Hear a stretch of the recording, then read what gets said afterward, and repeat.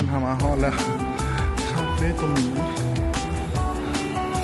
3D มักสู้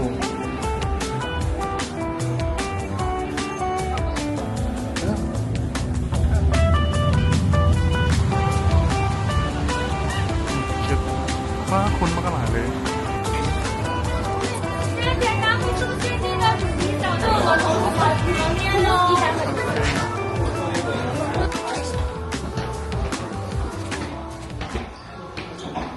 งามขนาดเลย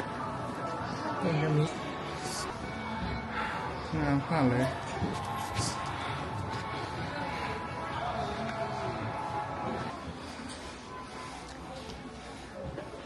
ตัวกระตุนนี่นะฮะขนาดเลยนี่ทุกคนตอนนี้เขาก็ได้มาแล้วเนาะคาเฟ่ตัวมีแต่ว่าตอนนี้มันช่วงฮาโลวีนมันก็เลยแต่งสุดฮาโลวีนมา5 แหน่ง 13D มาสู้เนาะ13D มาสู้ลาตีราคา29อ่ะ30 หยวน30 หยวน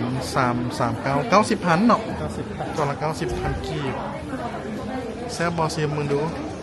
ตัวเมีย